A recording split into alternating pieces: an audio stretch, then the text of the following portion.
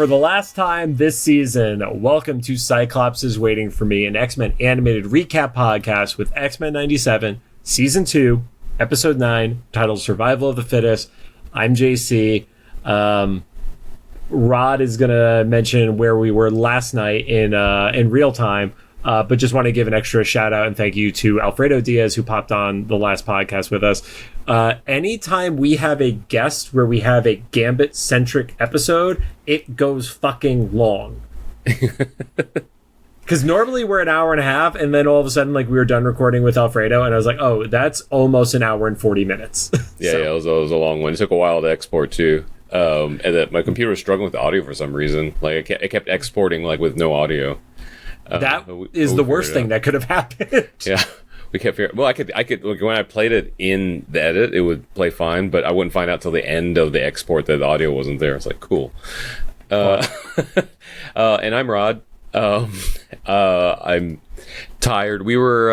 And that's the note in here. We both of us were at the Giant Size Productions. Is it kind of a rap party? I don't know, like season finale it was like party a friends and family rap party. Yeah, for the mostly production crew. It seemed like there was a chunk of the voice actors who were there, like I think Guy and Adrian, and JP. JP, and then there was a couple of guys I hadn't met, but there was like Sabretooth and Chris, who was Archangel, was there, and then oh my god, I'm the worst. The guy who was great in Creed. I think we were sitting kind of next to him, and I had not met him, so I don't know his name. I did, and that's why I feel like an asshole. And then, of course, Jake. Ben Pronsky. Okay, nice.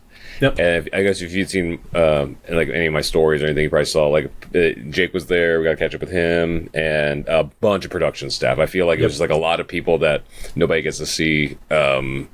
It like in the front lines of stuff, but Sean, who's one of the producers, was there, as well as Emmett, who's one of the directors. They were also there. Yep. And it was this nice like celebration of like another successful season. I think right before actually Jake didn't know this until I told him that like Rotten Tomatoes had just posted congratulations X-Men 97 season 2 for 100% Rotten Tomatoes score, because we were all drinking and he was like, yeah, that was season 1, right? And I was like, no, that's 2. A new post. And he was like, but the beginning, right? And I was like, this was posted 10 hours ago. And he was like, holy shit, send me that. I was like, okay.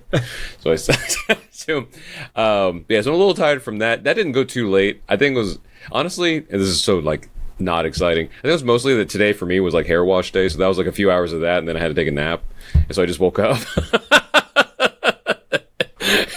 You're an 85-year-old in a 43-year-old's body. I know. But also, if anybody knows me, I have a lot of hair, so it takes a long time. Somebody did mention at the party last night that you had the most glorious hair of anybody. So nice. Thank you. Yes.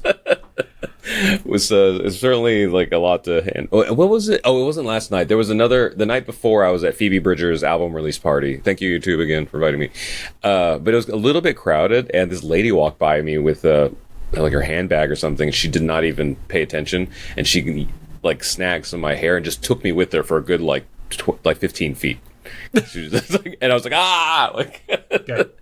Meanwhile, so also I found out they were filming her, like Phoebe's music video for whatever the next single is going to be. So in the background, there's a bunch of people roller skating. It was at a roller skating rink. So if you're a Phoebe Bridgers fan, you see that music video and there's a bunch of people roller skating. You see a guy with long hair getting dragged across the background. I hope it's in the video. That was probably me. So. But yeah, also just want to give a shout out, thank you to Chris, Dylan, and Chandler from Giant Size for inviting us to be a part of that too. So. Yeah, it was a fun time, and always a privilege to be at stuff like that and hang out with everybody. Especially because it was at a place that a lot of us in town like know pretty well, so it just kind of felt like home. It's for those who don't know, it's in a spot in the valley as opposed to being in Hollywood. So it actually feels like more comforting rather than like, here's a big, loud, noisy ass bar. Don't get me wrong. It was noisy as shit. People were enjoying the rap of the show, but it's a very different vibe than some of the other watch parties that we've been to. It was definitely like chiller, which is always fun. So yeah. Anyway, Cyclops is waiting for me as our podcast series where we're going back and watching every single X-Men animated episode we can find. This podcast started with the original 1992 X-Men animated series, building up to the release of X-Men 97 Season 1. Since then, we've completed X-Men Evolution, Wolverine and the X-Men, and the X-Men anime, but we came back weekly for all of X-Men's 97 Season 2. We will be shifting back to bi-weekly content on Monday, August 31st with a brand new show format. And we've already recorded that. Yeah, which is why I feel comfortable putting into the script for you to say. And it was a lot of fun. It's going to be audio only, so the audio listeners have a little advantage there, but it's worth it. It was a lot of fun. We had some guests on, and yep. I'll throw a visualizer version of it onto YouTube, so it's still there for YouTube followers. But we are not. We were not set up to also record an hour-long video podcast in person. There was a lot of things going on, so yeah. And for context, it's too late if you're hearing this, but there was a X-Men art installation happening in North Hollywood that was really great at Moby's Coffee, which is totally unrelated to Giant Size, owned by some good friends of mine. So when I found out it was there, I was like, oh, cool, Ben and Libby are here. This is their new spot because Moby's recently moved. It was cool. Like, and they had no idea how devout the X-Men fandom was, because I was talking to Ben before we recorded, and he was like, yeah, man, like, people have been in here, been great and stuff. I was like, yeah, this is a cool, for being such a big franchise, you know, it's kind of a cool community, especially in this area. Like, I don't know, everybody knows each other. It's true. Some quick reminders. We are a recap show about an episode that isn't even a week old yet. There will be spoilers, and if you don't want it spoiled for you, you should pause the podcast, probably turn off Instagram at this point, watch the episode, and come back. Don't say we didn't warn you. We are not currently sponsored or affiliated with Marvel Animation, Disney, or Disney Plus. In any way, and now I have to remind myself to turn off Steam because there's a little notification going off on the bottom of my screen right now, and that would be really bad if that messed up my computer during all this. So. Yeah. And don't forget to follow us on social media at Cyclops IWFM Pod on Instagram, Threads, and Facebook.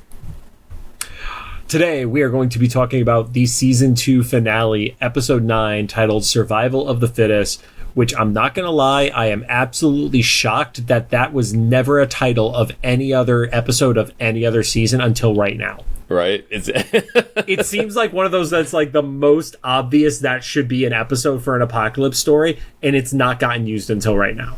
That's probably what the writers thought, too. They're like, well, okay, so we have to finish on this, right? Yeah, it's like, wait, this is still available to us right now? Mm-hmm. It aired on Wednesday, August 12th, 2026. It currently sits at an 8.6 star rating on IMDb.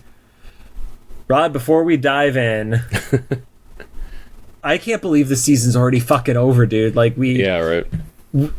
We started the podcast with like a 2-year buffer between when we launched to X-Men 97, not knowing what the season 1 premiere date was going to be.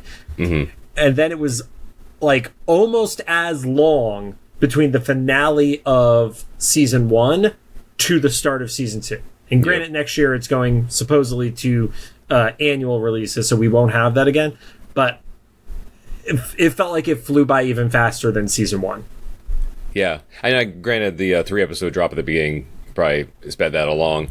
But yeah, it's kind of funny whenever these things happen. Well, it's like a lot of different shows. I guess this one's a little bit more special because technically we waited like 20 years between the first couple of things.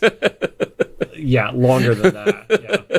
But it was almost 30 years between them. It was like 26 or something like that, you know. So according to our original scripts. Yeah, and that it's been so good. It's like even this season. I mean, of course there's gonna be haters and people just being contrary, but like I think even though like there's going to be nothing that like really hits the same way like the return of season 1 or whatever, like I was not disappointed at all in season 2. Yeah. And you know, I know people had the complaints I've seen have been things that are like not surprising. Like they say, oh, the pace is too fast. Like, but so was season 1. Like I would kind of like that to be not as fast either, but I feel like that's a higher up mandate, you know. I agree. I would love there to be like a 12 or 20 episode season would be great, you know. I mean, the first and second episode were what they were of season 1. Mm-hmm. And then you kind of got the vibe that they were going to do speedruns on stories from the Inferno episode, the Madeline Pryor one, right? Yeah. Because it's like, once that was established, it's been pretty consistent since then. So it's kind of one of those, if you want to like the show, that's a part of your concession. And if you have a problem with it, you're just probably not going to like the show as a whole, because that's what our like state of the show really is at this point. It's we have a limited amount of time. You do not know how many seasons they want to get through. The writers want to get through as many of these epic stories and tell their version of it as possible. So yeah, you're not getting 6 episode story arcs about just like the founding of Genosha, for example. Right. And you mentioned those first 2 episodes of season 1. Like, I know I personally, people who would listen to this know that I originally said, like, I just wanted a little bit longer where the X-Men were happy and cool. And I talked to Jake about that on and off throughout the years, but especially like last night I mentioned it to him. He's like, I know, because we're fans too. And he's like, but we won't have a show if there's no conflict. Sure. And so he's like, so we like, you know, for people seeing this episode, you know what happens at the end. We're like, we hate it, but it has to be this way. I mean, and that is where there is the difference in comic books versus animation. Because some of my favorite comics in the last few decades was like hated by action fans. Like Brian Michael Bendis did one episode where it's just the new Avengers. So when it's Logan, Luke Cage, Cap, Spider-Man, and a few others eating dinner at the Avengers mansion. That's the entire issue. Really? I don't think a punch got thrown or anything like that. It's just them being themselves around the table.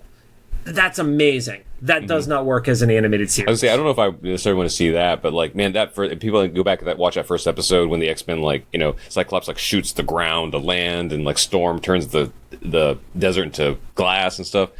I would just love for a little bit more of that, but I get it. Like, you can't, people, you know, your characters can't be too happy for too long, or you don't have a show. So yep.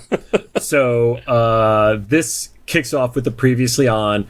And I now have pulled back my theory that the previously on is directly affected by who's going to have like the biggest moment in the episode, because it's Storm.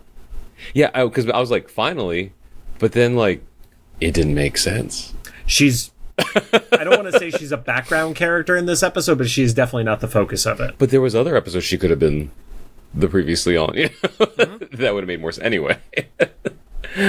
So things start off where it's Gambit in front of the Wild Sentinel. You get that Apocalypse, end of season 1 quote, Rogue's reaction to the death, the Magneto kill, Xavier tearing Apocalypse apart verbally before what actually happened, the external betrayal, the I need to go back to the 1990s, the Gambit resurrection, Nightcrawler talking about miracles, the external being killed, you know, the fight inside Gambit's mind. Nathan needs to kill Apocalypse, can't show any mercy. Rogue does the save, and then they're in the medical bay. And finally, the Val and X-Force, or Val and X-Factor talking to X-Force.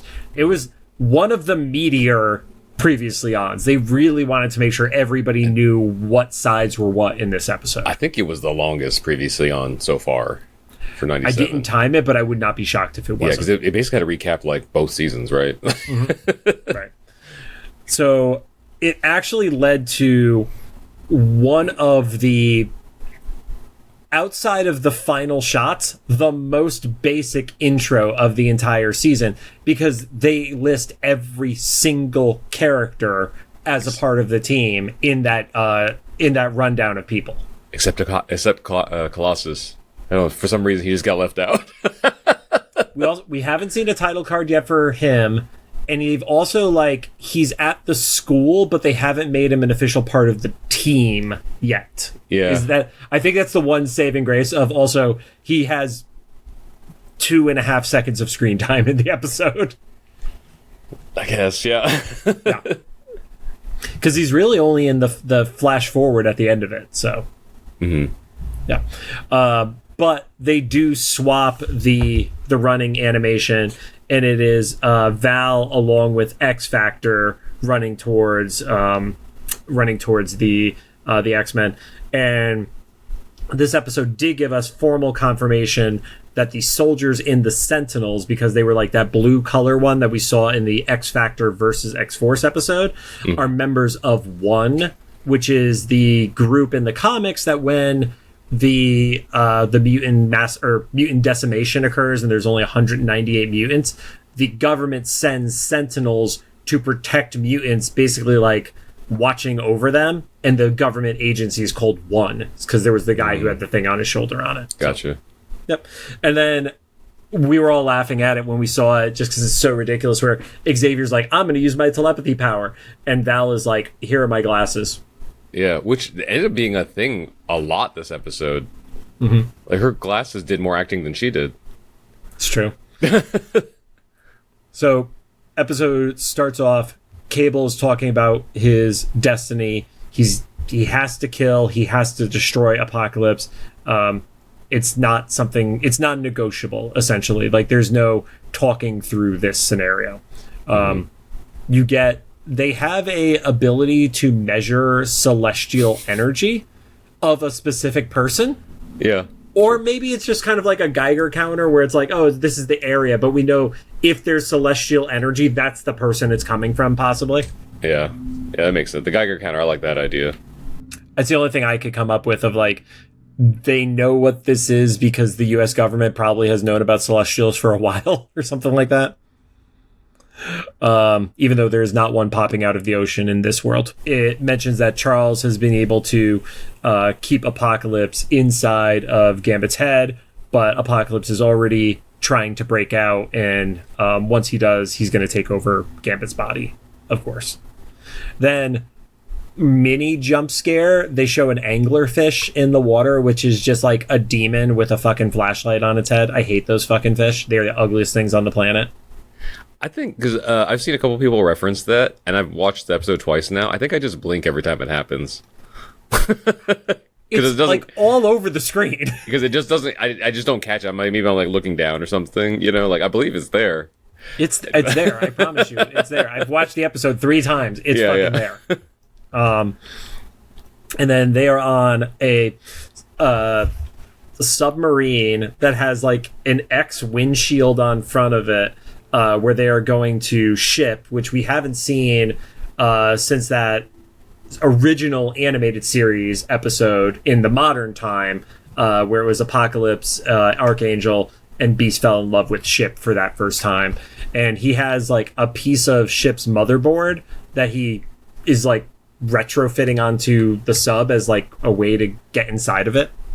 Yeah, like wake her up. And I was like, so like, it's so confusing because like this is it's kind of a character, but it's stationary. You know, it's basically like a statue or something, but in different points in time. Because I was like, Ship is inside Cable, but that's not till future. And so like, but they were in the transforms past from Ship into computer. Yeah, but then they were in the when they said they were already there, they were there 5,000 years prior. Okay, so yeah, and like. I love when this episode breaks you. Like, it's happened like 3 times in the past few days.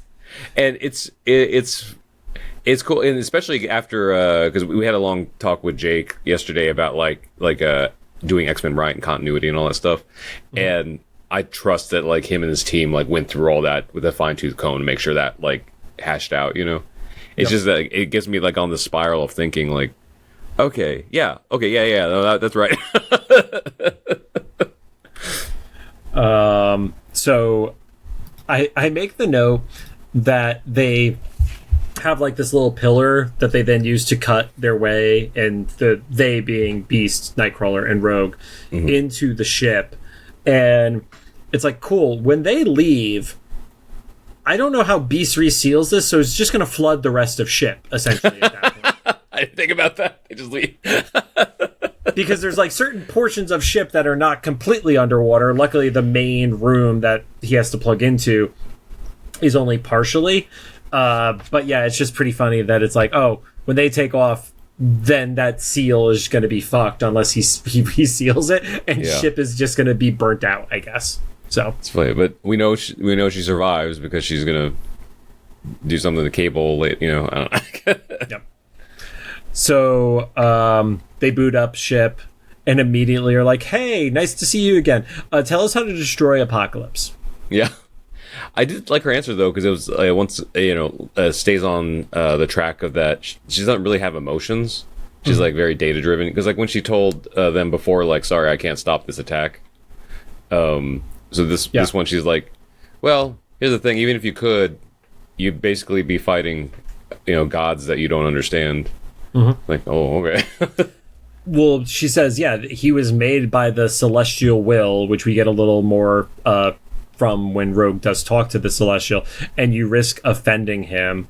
And Rogue is, of course, like, I don't give a shit. I need to save him. So Ship gives the warning. You do not come out through the little Apocalypse mouth teleporter thing without paying a price. Shrine pops up, and then it got more visceral every time I watched it, where Rogue is like leading with one arm first to like basically pull herself into it. And she's literally like shredding her arm as she's doing so. Yeah. And it happens obviously to some others later too. I didn't know that. It was like, I guess that's supposed to like kind of reinforce like how durable Apocalypse is, right? Because he didn't show any signs. He just like without hesitation, it's like kind of entered in. Right. And it also kind of lends itself to Rogue is able to push through because she doesn't feel pain in the way a normal person does, which was alluded to in the Savage Land episode. Because like a normal person, if you're starting to peel skin off your arm, you should be screaming a little bit more, candidly. Dude, I scream when like I'm making like pasta or something and boiling water splashes onto my arm. Like that's over. Like skin peeling off is no. I'm dead already. And it wasn't just peeling off; it was like peeling off, and like blood was hitting her in the face too. Yeah. Jumps over. Gambit is in bed, and they keep going to the heart monitor to kind of like show a little bit what's going on with him. And Forge is very casual for an alarm going off. Knowing that it's X Factor who are in their helicarrier. And last time there was a plane approaching, they got earlier warning on this, like, because they were like, oh, something's coming by, maybe we have to shoot it down. This like was alarm goes off and it's immediately on top of the dome at that point. I didn't think about that. Yeah. I assumed that Forge was calm because they were probably all expecting that big dome force field to be like impenetrable. Or they just knew that there was going to be an attack anyway, so they're like, it's just the matter of time. It's not a surprise that it's going down. You get a quick back and forth between Xavier and Cooper, and Cooper's like, you left me no choice. Xavier says, oh, well, we have it contained, and Val does what I think you and I have talked about, and we've had back and forth across the season of like, at the end of the day, she's kind of like a bureaucrat. It's like the needs of the many outweigh the needs of the few. I'm willing to sacrifice your guy to save more people off of it. And I think that's kind of like the whole debate of this episode is like in its entirety is there a right answer to this? Morally, yes, but like at the same time, it's like it's the Batman argument that we've brought up in previous episodes, and Val's perspective is like, you don't get it. You've never gotten it. I've been trying to save your people from you because of how you're fucking everything up, essentially. So. Which is kind of fair, but she doesn't know that. She thinks it's one way, but she doesn't know about all the time travel stuff. Yeah, she only knows like a third of his fuck ups at this point. Because I think, in my opinion, she's wrong about the stuff she knows, but she doesn't know she's right about the deeper about all the other stuff. Because in my head, like, just with the knowledge she has, how do you know that killing Gambit's going to get rid of Apocalypse and not just make it worse? I mean, she's trusting Cable, who's the guy that's on her side. So because that's kind of like it's a little bit of like confirmation bias, right? Because whenever there's like a Godzilla movie and they just think that shooting it, shooting him is going to like help, like, and it never does. Like, how do you know? Like, it was more the more recent Godzilla movies where they discover like hitting nukes on Godzilla just like made it stronger. So it's kind of similar. Like, how do you know that? Yeah, I don't know. So that that's what made me like not like Val. And also very happy about the end of this episode. But like it's just like I don't know. And then also she made all that like big stink earlier in the season about like, well, there's a thing called jurisdiction, and just fuck all that. She's just showing up, you know. At a island nation that is not under like U.S. control. Yeah, and I don't know. Maybe there was some like loophole where something happened like off their island or whatever, but it didn't read that way to me. I think she was just like, forget this. I'm just coming and getting them. Well, technically, because of the terrorist attack that happened in the bayou, that was something happening on U.S. soil. So I guess, even though she's literally with the team that had the terrorist plane. That did it, yeah. So Havoc actually has like his only reasonable moment of the entire season, where it's like, if we do this, we're declaring war on mutant kind, talking about how Xavier and the team represent mutants from a public perspective. And then, of course, Val is like, no, just Xavier. Then she taps into Cable to take down the barrier, which I guess implies that it's psychically powered to some degree, or his arm is an EMP, either one of those. Yeah, I just assumed it was some combination of the technovirus and his telepathy, because then Scott and Jean knew immediately who it was. Right. Yeah, because as soon as the force field goes down, you do see the pilots getting into their mech sentinels, and that's where you, like I was saying, you see the ONE on their arms to go call back to that story. Quick little moment between Polaris and Bishop, who are the two that are guarding Gambit in the med bay, and Bishop is like, you're going to be against your own team, and Polaris is like, no, I've always been an X-Men. There is a quick scene of turrets on the island which are shooting sentinels out of the sky, and they made sure to do the G.I. Joe parachute rule with them. Of every sentinel that got destroyed, there was like a little bubble with a parachute to show that they weren't killing humans. Yeah, which is kind of funny. Storm makes a point to say that later too, like we'll have to be gentle or something. Yes. And I was like, why? I don't know. Like I'm kind of, I don't know, I'm heartless for that, but it's like, you're getting attacked on your own soil. Like I don't know if I don't know. And Storm has done much worse damage before. We've talked about the buildings and stuff, so I don't know. Like she dropped a warehouse on somebody once, yes, with a tornado.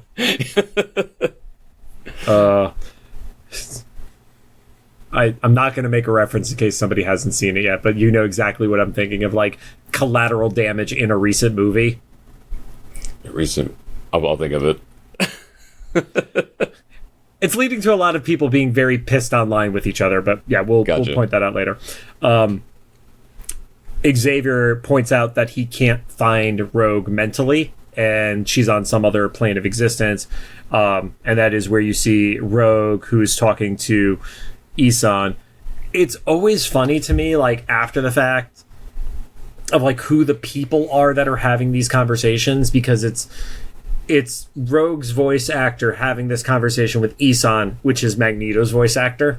Oh, nice. Yeah. So, where she's like pleading for the ability to stop Apocalypse from Magneto, essentially, even though it's not Magneto, of course. So, I don't know enough about the Celestials because I've seen them in the movies and stuff. I haven't, read any comics and things. But my impression of them now, just based on the movies and this animated show, is they're just kind of like enjoying the show. Because like they won't do anything. Like even when she's asking for him to spare Gambit, he seems like he has the power to just like pluck Apocalypse out of there. But instead, he's like chess pieces. He's like, I'm going to give you the ability to do it, and then you're going to go do it, and I'm just going to sit back and watch.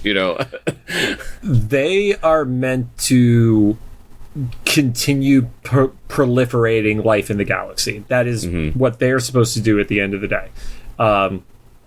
But they are the most hyper pragmatic of like, for this to happen, there needs to be chaos and struggle, and that's the survival of the fittest mentality. And they're like, well, they powered Apocalypse because they wanted to accelerate the species in the world, essentially. Yeah.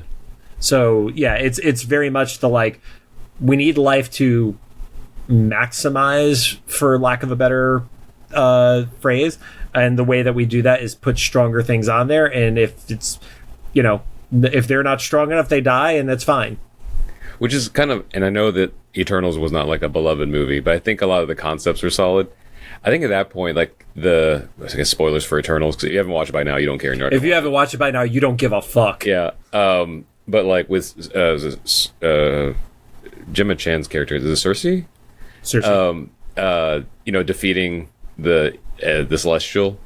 Is like at that point the Celestials should like regroup and be like, okay, so we're not the fittest anymore.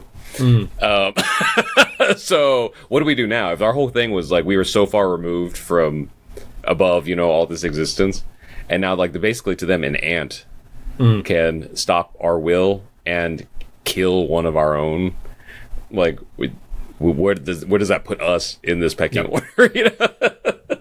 So it's when Isan says like, if you know, he, being Remy, can't defeat Apocalypse, then the world becomes stronger for his loss. And that's the moment that Rogue is like, fuck this, I'm going for it. And she tries to punch a god.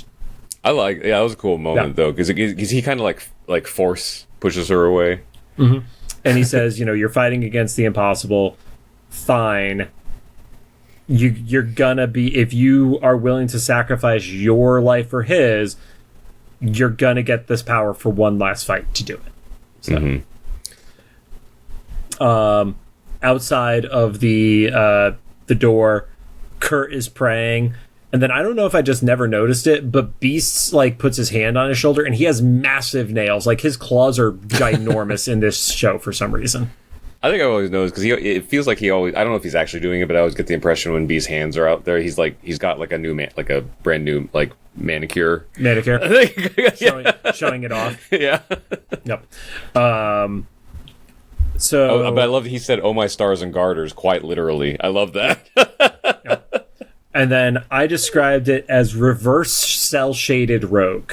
Because I'm so used to like Borderlands, where it's like every like edge of a person is in black, but because they were showing like this celestial power, every edge of Rogue was like in white or like a variation of like the light version of a color. Somebody pointed out that the headband, even though it does make an X, also looks like a Wonder Woman logo, and I can't unsee that now. So you're all stuck seeing that as well. Yeah. Yeah, we were talking with our friend Chrissy Lynn yesterday about how like the cosplayers are going to go crazy on that now. I can't wait to see how somebody cosplays it, because it's such a effect-driven outfit. So. Yeah, because my favorite part of that is like she has this aura of like constellations that are like fading in and out. It's like you'd see like a dot with a line that fades in and out, and that's kind of part of the beauty of the thing. I'm sure somebody's going to figure out how to do that, because I think like with fiber optics or something like that. Totally something. Yeah, because like I remember when was it Multiverse of Madness came out, and cosplayers started figuring out how to do the Darkhold with like the fiber optic strings, so like Wanda could walk around with the floating Darkhold and stuff. Like, okay, there's some cool stuff here, but the Comic-Con next year is going to be wild for you guys. I mean, I would love if somebody, because we're right at the point where it's still possible. LA Comic-Con is Halloween weekend this year. That is like the 3-month window right now for it to perfectly happen for Comic-Con. Okay. So there you go. Kurt basically is like happy, and he says he's been praying and that he never lost the faith. Rogue stops and hugs him and thanks him for keeping the faith, and then you get this moment of Nightcrawler recognition as to what Ship said, and they kind of leave that. It's almost as a throwaway line, which is like the best kind, because I was like, oh, is he just realizing his sister is going to die and we're going to have this like very sad moment at the end of the episode? And it was not what the internet was predicting, that Rogue was going to make the ultimate sacrifice and we were going to lose her this season. So yeah, I didn't see that internet theory. It makes sense. I like this. I like this switch. But yeah, you definitely got a sense that he was like, something's not right. This is too happy. Yeah. And then we are going into what would normally be big old battle notes, but there were some really cool moments in here. So I definitely want to go through those. You get Gambit's heart monitor yet again, starting to beat faster. You get Jubilee and Sunspot in the air. And then X-Factor throws Strong Guy at the side of the building. Yeah. Rod, I forgot if we ever talked about Strong Guy's powers in the past. Maybe if I had, I forgot. I didn't know this was his power set, but I know what you're going to describe here. And Jake was so excited that people recognized this moment. For those who didn't it sounded like he fought for this, like detail. Yeah. For those who didn't quite get it, he absorbs kinetic energy in the same way that a Sebastian Shaw or a Bishop absorbs powers. So he gets thrown at the building, and it kind of like powers him up equally to what he hit the building with. And then Siren, who, a side note about Siren in just a second, then furthers it with her oral blast to send him through, making a big enough hole for Strong Guy, Siren, Wolfsbane, and Multiple Man to go through. That had to be like one of those things where they had mention of her maybe in episode 2 or something like that, but her just suddenly being on the team without any reference ever in the series before is wild. That is told in the X-Men digital comic and nowhere else to me. Yeah. Like that is such a like, wait, what? Because it's Banshee's daughter, and there's definitely something relating to her dad being killed on Genosha, and that's why she did this. But the average person watching this show does not know that and has no context of who the fuck that was, other than they yell really loud. Yeah, they're like, oh, I guess Banshee's a girl now? Sure. And not dead. Yeah. But yeah, that moment with Strong Guy and the Banshee, like the kind of ricochet thing. I remember last night, someone I was telling him about someone else recognizing it, and Jake was like, yes. And then I didn't tell you this, like this morning he texted me back. He's like, that means so much to me that people notice those details. Yeah. I mean, that's a part of like some people are like, oh, it's season 1 is different than season 2. Because people don't get the characters in season 2 because they're kind of just saying like shit got rushed, and they're using that as an excuse to be more negative. These people who work on the show care so much about the characters and the details on it. It's like not even a question in my mind of how much they give a shit about this stuff. So, yeah. You do get the very quick moment, which is really Storm's only moment in the entire episode, of her and Forge in the sky just being like, cool, we have to like take these out and be gentle. Yeah, that's really what all it is. That was it. Yeah. And then that's when more of the escape pods happen with the mech sentinels. Yes.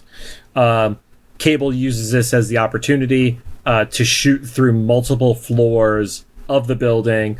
Ends up landing on the same floor with Cyclops and Jean, and they're leaning so much into the family angle for them, and Cable's, I don't know what the proper term for it is, because it's not, I feel like it's not narcissism, because he was told his entire life this is his destiny. So it's not like somebody was just a spoiled brat kid and they think the world revolves around him. He literally has traveled through centuries and millennia to do the thing he's been told is a prophecy that he's supposed to do. That doesn't feel like narcissism to me, you know? Yeah, it's kind of like an indoctrination or something, right? Maybe, like hyper indoctrination, because you get indoctrinated, and then, like you said, you've been on like centuries of missions. watch your own mother die 200 times in front of you, type shit, you know. And then the argument starts up of like, it's one life, and Apocalypse is going to kill billions, and you know, family fight breaks out, and then.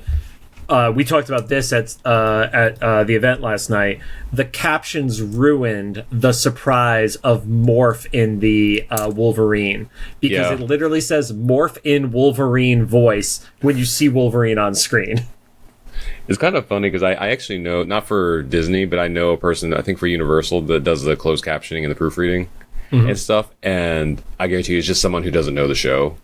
Right. And and they were told that distinction, so they decided to make a note in it. I was like, oh man, if you knew the show, you wouldn't put that until like later. But right. No. Tiny fight breaks out. Psylocke realizes something is wrong, and then the other caption is Wolverine growls in normal voice. You get one of the morph cameos of the episode where they turn from Wolverine into the Spider-Man 94 Dr. Octopus. And I love that, like, that is the design. That is like one of the other shows of my childhood. And I love that they just inserted Dr. Octopus in here. So Morph and Wolverine could fight Psylocke and Archangel.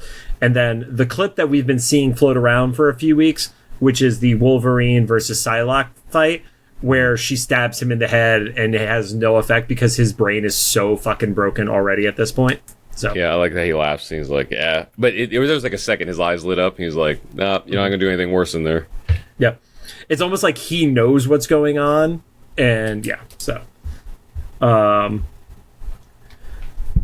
The Gambit heartbeat starts racing at that point. And then you get kind of an extended sequence between Jubilee and Havoc, which is, I'm assuming this is meant to be the payoff from their interaction in episode 2, where he's really treating her like a kid. She finally gets to fly the jet, so he's like, oh, did you get your learner's permit? Stuff like that. And then she not necessarily outflies him, but outsmarts him. And I love that moment for Jubilee. Yeah, we were talking about last night, like, Jubilee's so badass now. Like, this part of, like, showing her, like, not being a teenager anymore and stuff. And, like, my note was that her and Havoc get like a dogfight, basically, right? Like fire planes. But she jumps out of her fucking... and to use her powers as like a decoy for the heat-seeking missiles and stuff, that's crazy. It's a lot of fun. And it's funny because I've seen sometimes people are talking about season 1 and they don't love the Motendo episode. I don't know why, personally. I think that's a really fun episode. Mm-hmm. But part of Jubilee's power-up that we've seen this entire season was her learning from Abscissa the extent of her powers. Oh, yeah. Because it was the older version of Jubilee who'd, been through that sequence thousands and thousands of times, watched other programs die. She learned how to survive because she evolved and got better. And then she uses that same, like, spinning attack that she used on the helicarrier, uses it now, and that's why she was able to beat Havoc. And what I want next season, not to do like a total leap there, I need the moment where you finally have the Cyclops and Havoc acknowledge that they are brothers, because we still haven't had that yet. We are 7 seasons of this show existing, and Scott doesn't know who his brother is. So, yeah, the closest they came was when they shot each other in the original series, and nothing happened. And they're like, huh? Yeah. Yeah. So he is, he ejects out, and as he has his parachute going, it's like, not bad, kid. And I wonder if that is like I should recruit her in the future, or if it's even all right, she gets my respect. Not that she needed his respect, but like, I think he actually realizes like he underestimated her, which I guess for a douchebag is like the best payoff you could get. I was kind of seeing signs that he's like turning, right? Because when he was warning Val, like, this is declaring war, and now this, it's like, I'm wondering if they're just kind of like laying the seeds down for like, he's gonna eventually just be like, I'm not on the right side of things. I mean, especially with, the post-credit scene, like that whole dynamic has to change. Yeah. Then you get to Bishop and Polaris having their conflict with Strong Guy, Multiple Man, Wolfsbane, and Siren. I mean, dude, the fight sequence here is great. The fact that they cared so much about making every hit make sense, to pay respect to Multiple Man's powers, that it was essentially everything had to either be a knockout or a kill shot, because otherwise he would just keep multiplying. That is so much attention paid to that detail. Like, that's the way to do these characters. So, and we know for a fact that was considered, because we talked to him last night about that. because it looks like Strong Guy and Bishop are literally just going toe to toe with each other, and one can't defeat the other. It's only because of the numbers game that they're able to do it. And Multiple Man has Polaris down, and you just see the card land in between, and you see her pop the shield over it. And I love that awkward pause of Multiple Man. Like, Jamie's like, I am fucked right now. Yeah. And Polaris she only shields herself. I love that is what they did. So you get a Gambit reveal. You get this great fight scene. The personal favorite for me, because it is known in wrestling, is the Pele kick, which AJ Styles was famous for doing in matches. And I always love the visual of that kick from Gambit. And basically does a supercharge on Multiple Man that knocks him into himself and puts him back into the Prime, who knocks out. And then you get a panicked Wolfsbane who's calling for help. Also, Jennifer Hale did Wolfsbane too. Oh, nice. So, yep. Val is complaining to Cable, and he's like, sorry, I'm busy. Have you met my parents? Yeah. I put my notes where Summer's family's still fighting. Mm-hmm. Cable telekinetically pulls the visor off, which kind of like resets the fight. They're telling him, you don't have to do this, and Cable says, I do. And then incredibly anime coded him punching through the floor, blasting out like levels of this building. It felt like a Dragon Ball Z scene to me, basically. The moment you see Wolverine, Morph, Archangel, and Psylocke all like diving for cover. You see a quick image of the tower, which shows that Cerebra was like in the middle of it. Like the whole thing was built around Cerebra. Like really cool visual of the tower being blown out. And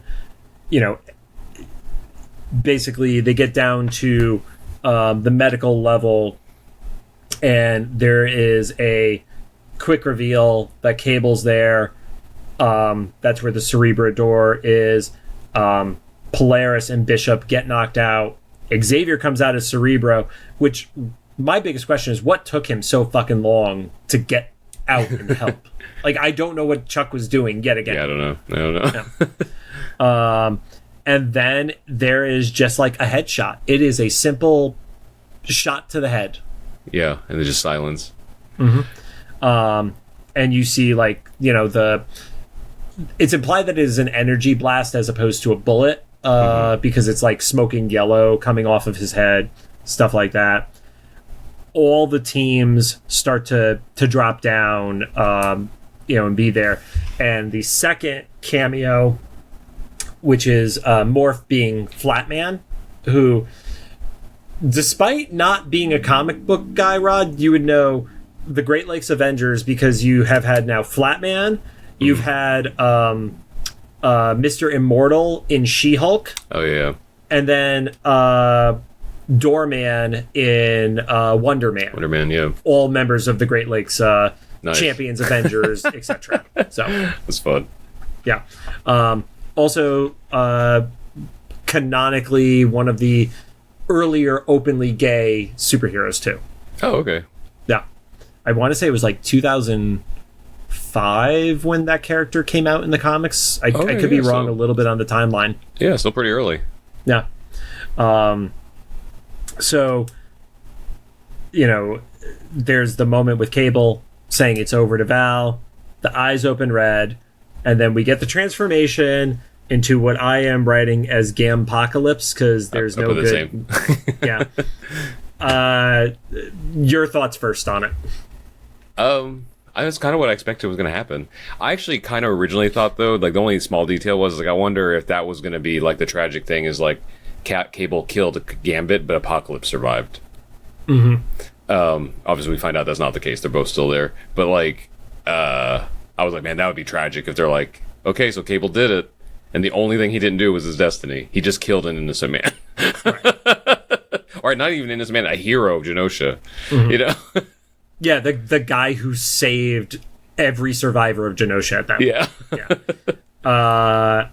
I will say, like, and I don't like to shy on the side of negativity. I did not love the design on that character. The like hybridization of the two characters into one just did not do it for me. He looked a little too much like a Joker face. He did have a clown face thing, yeah. Yeah. And like the best equivalent I could give is spoiler for like a 15-year-old video game. At the end of Arkham Asylum, they make like this like venomed out Joker who's like a giant monster of it. That's what it felt like to me. It did not feel exciting or right to me from a visual perspective. I'm sure some people liked it, and I don't want to shit talk it, but it was like it just wasn't there for me, to be totally honest. So I was indifferent. Also, I guess fortunately, like it was only there for about 30 seconds anyway. But yeah, Jean points out that she can't sense Gambit in the mind anyway. Apocalypse starts talking about weaknesses. Is a virtue to them, and that's why they're going to lose like they always do. Gives a big like knockback, takes everybody out. Xavier and Apocalypse, so Russ is screaming at himself yet again. And then everybody has red eyes from that knockback that Apocalypse gives, and he refers to them as my X-Men.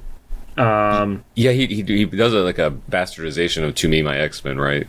Yeah.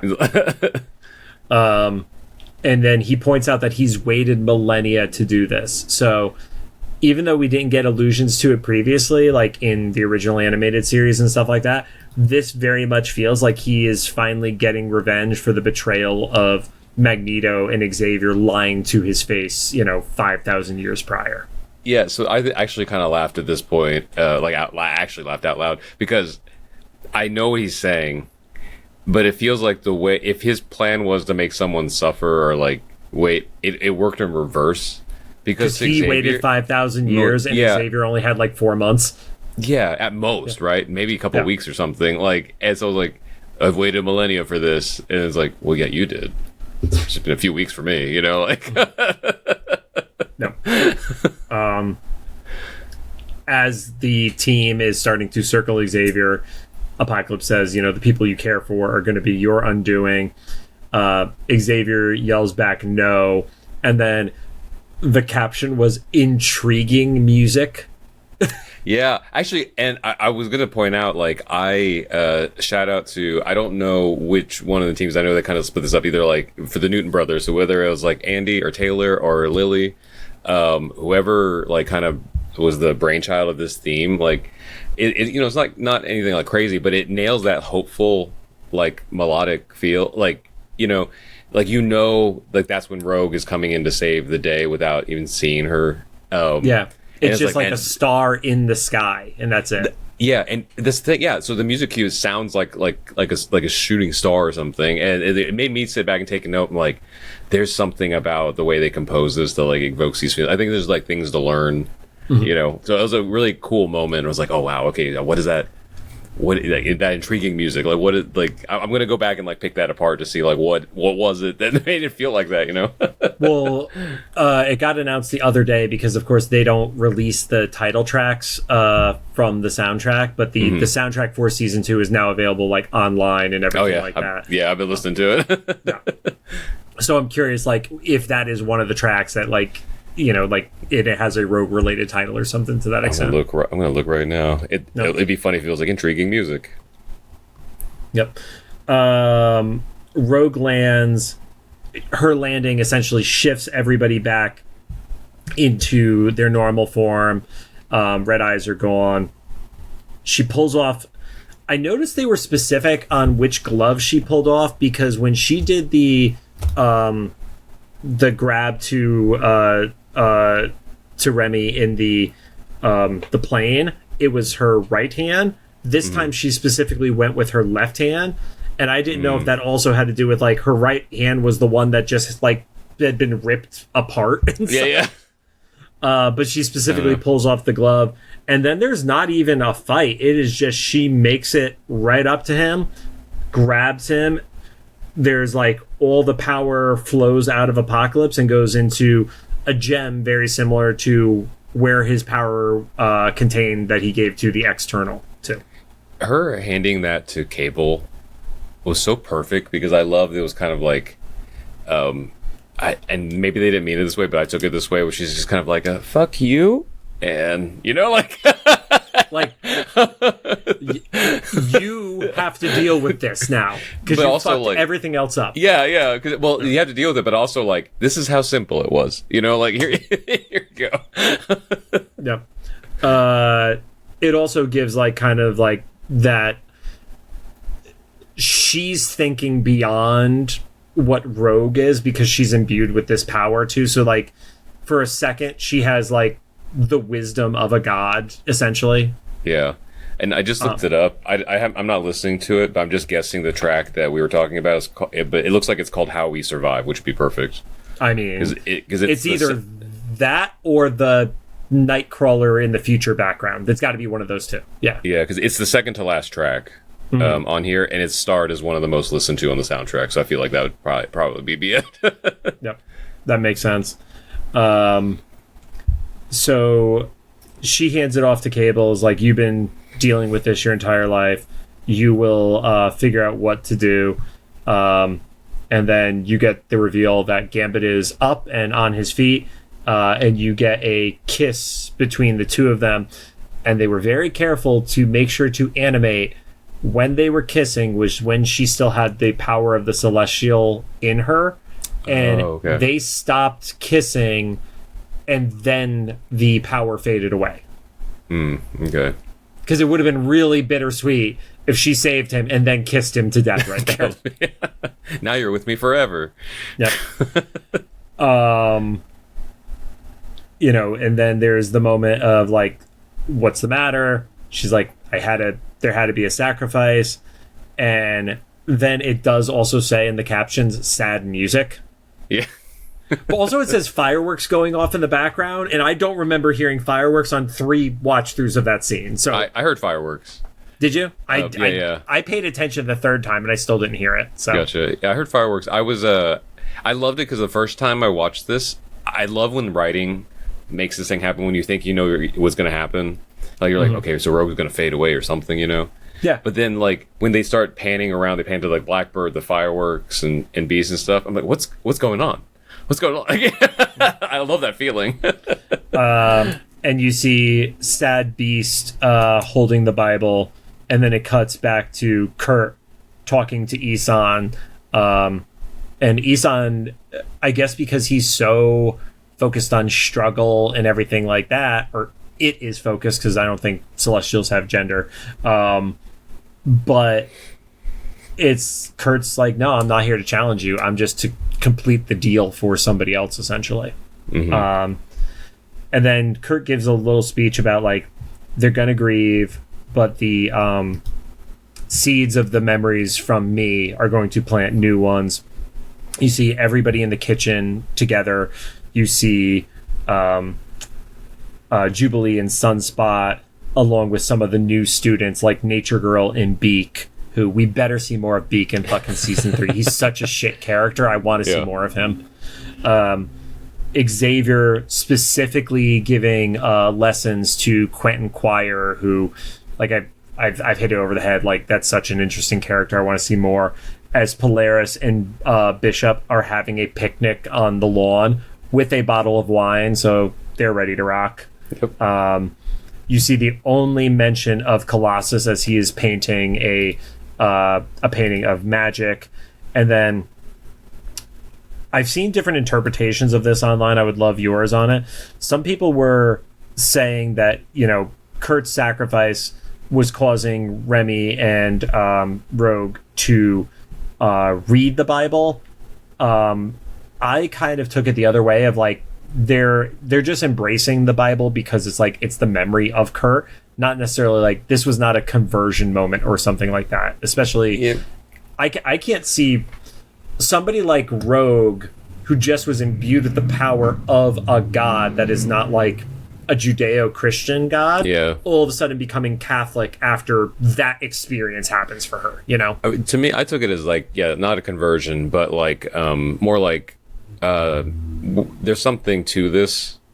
Mm-hmm. So we want to know, like, we want an insight into where Kurt's faith came from, if nothing else. So, and also to better understand her brother kind of thing. Yeah.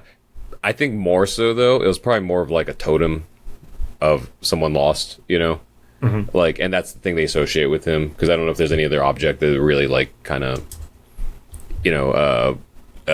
represent, I don't know, like a saber. I don't know. I was gonna say the pirate's sword is probably the next closest. But it's kind of. I'll be brief about this because this could be a long conversation that, like, and my computer battery is going to die soon. But, like, you mentioned the thing about Rogue becoming a god. I mentioned this last night, and I know this is part of what entertained you. Is like my brain is breaking around, like, Christians in this Marvel universe. Mm-hmm. Especially Nightcrawler, because, like, he's so devout in his faith. Like, they paint Nightcrawler as, like, not a fake, like, Christian or, like, for show or whatever. He genuinely believes in the principles and the dogma and everything, to the point where he's face to face with the Celestial and is still standing, however many toes he has down on the six toes down on the premise of it. And it's like, but what do you do with that? Like, you spend your whole life believing in God, and then you're face to face with this being that is like, you're barely a zit on his face. I brought this up to Adrian last night, the voice of Nightcrawler, and he was like, "That is a great question." And I was like, "Yeah, right. Like, what do you do with that?" And it's like, and then presumably they're bringing Nightcrawler back, right? So, and then when Nightcrawler is resurrected, what does that do to you? Because then the whole Jesus story is not special if you just did what Jesus did. Like, if you it's so one-to-one. He sacrifices they brought himself. The thief back from the dead. Yeah, he sacrifices himself for the good of others. Yeah. And then is resurrected by what you would probably understand as a god and stuff. And then you come back, like, where do you reconcile that with everything and like, and I know that we talked last night with Chrissy about, like, how even everything you've seen up to that point is kind of crazy, like flying beings and controlling the weather and apocalypse and all that stuff. That's crazy enough. But then when you do the ultimate thing of your faith, like, it was most of, at least Protestant Christianity, or I guess he's a Catholic, but still, like, Western Christianity is that, like, Jesus made this grand sacrifice. I don't know with but anyway, yes, I agree. This grand sacrifice, and then resurrect 3 days later. If they bring Nightcrawler back 3 days later, canonically, that'd be over. That's hilarious. But but then when he comes back, like, where does your mind go after? I'm sure they're just gonna play it off as, like, look, I'm back and this is good, But like, realistically, like, what would you do with that? I'm trying to think back, like, when I was in a youth group as a kid and stuff, and we always really took this stuff seriously. Like, I don't think I wouldn't be okay after that. Like, luckily I got to deconstruct over time. Yeah. What would you do if you had to do it all at once because you did the thing that the person you worship did? Like that's crazy. I don't know. Anyway, that's my little religious rant for Marvel. The end of that moment is, like, Isan asking, "Why are you so certain?" And the response, "I have faith." And props to Guy, because he recognized, like, how amazingly Adrian delivered that. So he literally started an Adrian chant at the bar. So like, this moment that is, like, probably very bittersweet for a guy who's embodied this character for literal decades. Like, he saw the ultimate sacrifice from the character. So and then cuts to credits, and then I love that they now, because they didn't a couple years ago, but now it is the skip credit that will go to the post-credit thing. I love that Marvel does that in their Disney Plus stuff. I just want to take a moment to acknowledge that I was fucking right. I've been saying it fucking since Val got introduced. I've been fucking saying it. Everyone on Facebook can kiss my ass because they were like, no, it's like, people were ready to, like, go to war with me on it, and I'm like, I just don't believe it. It's not legit. And so I just needed to get that out of my system, and I want a fucking t-shirt that says John was right, and it's a picture of Val Cooper. Yeah, she wasn't Mystique yet. Yes. But dude, there was one. I'm not going to say the person's name because I'll never dox anybody like that. But there was one person who was like, so we were right, but in a backwards kind of way. I'm like, then you were fucking wrong. Yeah. About her being Val all along. Yes. My thing, because I didn't know Val as a character, I was just like, weirdly Mystique coded. And I texted you after the after credits happened. I was like, somehow being like right and wrong at the same time, because like she like obviously she was like being coded that way to lead to this moment, right? But like, man, it was never. It was so satisfying to see that woman go, because she was such an ass the whole time. She had to be a bad enough character that as Mystique starts to, and we kind of alluded to this earlier, because we know Graydon Creed is becoming president, and there's going to be that's got to be a main focus of part of the season, no doubt. It'll be one episode because of the pacing, but that's fine. Yeah. But the actions of Mystique as Val need to be strong enough, or need to be close enough to how she actually behaved, so people don't suspect a swap happened. Yeah. That's what it needed to be. She needed to be that level of shitty, but with good intentions, that when she goes shitty with bad intentions, people don't suspect a swap happened. But I also like that it goes back to what Havoc said about like you're declaring war on mutant kind, and she was like, no, just Charles Xavier, and this is kind of proving her wrong, right? It's like, nope, you rope Mystique into this now, because she's just like, fuck you, fuck Creed, you know. Yep. And it's good to have Mystique back. We've been missing her. We know, like, where the fuck she been? But I guess I think Gina Ippolito pointed this out. It makes sense that she's been laying low this whole time because Apocalypse is out there. You know, her kids who don't like her are out there. You know, like there's so many things, and there's like heightened thing about all mutants anyway and stuff. And if there's something Mystique does well is lay low. So, and I we talked about the Easter egg where Miss Val, quote unquote, is looking at her file, and you see Randall C, Jennifer L, and Rebecca R. For the three actors who have portrayed her outside of Evolution. But I do love that Randall Carpenter is back, and she is the voice still for Mystique. Nice. So she is one of the voice actors who is returning from the original series to voice the same character. Very cool. Yeah. Yeah. That was a nice I mean, her voice did not change. Like, that was like a one-to-one. Yeah.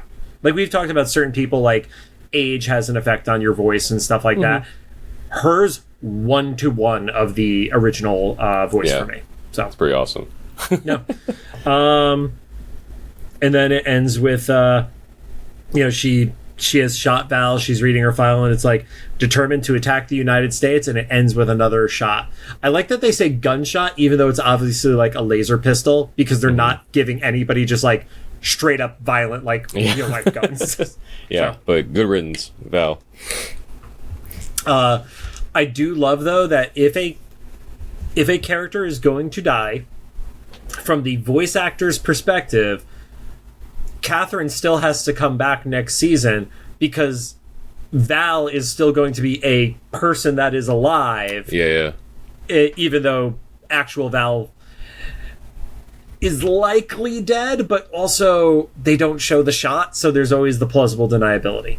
So it's not the same as Banshee, who we saw get disintegrated on Genosha. That reminds me, I forget if you were there when Adrian said this, but like I said something to him like, and congrats and farewell, you know, because of the Nightcrawler, and he was like, thank you, they're still strong, guy. And I spit out my drink. I was like, that is the saddest thing. Like, because I didn't know he voiced Strong Guy too. I was like, okay, yeah, sure. That's And there's also like flashbacks they could do with the character and stuff. Yeah, like but I mean, Nightcrawler's almost definitely coming back. We just don't know who's going to die in his place. At this point, I think Punker Ducky made a meme of like the Indiana Jones like exchanging the Temple of Doom things or whatever. Okay, like, I didn't see that one yet. I think I didn't see it. She told me about making it because I told her like one of the memes she should do is like the Avengers be like, we don't trade lives for lives here, and then the X-Men be like, hold my beer, because that's all they're doing. I think we figured out their formula is like, well, you're not going to get all of the OGs in the same place. Someone always has got to be doing something. Well, we get Colossus, so that's yeah, and Strong Guy. Yeah. But yeah, that wraps up the episode and the season. Like I said at the beginning, I can't believe it's already over. Was it fast? Yes. But I'm Tuesday night at midnight is gonna feel fucking weird, dude. Like that's the best way I could describe it. Is like, all right, well, the show's over. I guess I'm gonna go to bed at a normal time now. X-Men 97's kind of felt to me, because I don't follow sports, but this feels like what people describe sports to be like, because it's in like a couple month time frame, especially around here, because we end up going to things like I went to with you a couple times to Scum and Villainy to stuff, and we had like the rap party, and then we'll see and then but also just like because we're kind of in the orbit of like a lot of people that work on the show, like stuff is like buzzing while the show's in season. And then like you said, it'll be over, and they're like, well, because I'm not going to go to Scum, gonna like realistically I probably won't go to Scum for like 2-3 months or something like that now, because I'm also part of that is I hate driving into Hollywood, so that's a whole factor of it. When they have the second one in Burbank open up, that's going to be great, because I don't have to drive to Hollywood. That AMC 16, man, like if you know you know, except for the escalator, you know like fucking escalator. Also, I loved when we went to go see Spider-Man Brand New Day. The fire alarm never got turned off. It was still going off when we left, 4 hours after it started. So yeah, for context, I went to go see Spider-Man Brand New Day, like a late showing. So everybody went to go get drinks. I showed up a little late because I was working actually on this podcast, and I was pulling up into the parking garage, and the fire alarm was going off, and I was like, I'm going to find another parking spot because this feels like bad mojo. Yep. But then, like, the whole side of that plaza the alarm was going off, and we went into like a nearly 3-hour movie, came out, still going off. That was wild. Well, next things to come out from us from X-Men 97 will be the remaining comics from it, including the Strike Files. I will pay for for Marvel Unlimited for 1 month just to read that, and then immediately undo it. And now that the season is over, Rod, we got to put together our wish list of the voice actors and people from production that we want to have on. Yeah, we talked to a couple people last night, so now it's just a matter of logistics of getting the schedules to work out. Yep. So, wrapping up today, on the 31st of August, you will get the new show, which is an X-Men draft. And I'm not saying anything else outside of that, but we already recorded it, so I'm confident in saying that out loud. Rod, any closing thoughts from you for season 2? I don't know. I guess we'll see in season 3 for, like, as far as that show goes. I don't know. I had a lot of fun. I was worried about it because, sophomore slump. But I don't know. I still had fun. I'm hearing great murmurs about season 3. So, like, now we don't know when next year is going to come out. So it could be top of the year, or it could be like later. So who knows? But we'll see. I actually kind of hope that it'd be a normal TV schedule, like maybe the fall. So like stuff like a Halloween episode could happen and things, but I don't know. We'll see. I would just really appreciate it if they don't have one of the weeks of release be Comic-Con. That would be a personal favor I'd like to ask of the team. Actually, I feel like that's probably a requisite. They probably want the hype from it, don't they? I don't want it, though. Thank you guys for joining us. And if you have any thoughts, please make sure you drop them into the comments for either the YouTube video, the Spotify upload, the official Instagram post about this episode. And if you like what you heard, we would always appreciate a rating on the podcast app of your choosing. You can find us on Apple Podcasts, iHeartRadio, Amazon Music, Spotify, YouTube Podcasts, and make sure to watch the video version of the show, because we get moments like what is happening right now where Rod's cat said, "I'm over this bullshit, feed me," and hopped on camera. Yeah, she decided to join us. Hey, Luce, you want to say hi to everybody? Nope? Okay. Nope. All right, see you guys for the draft.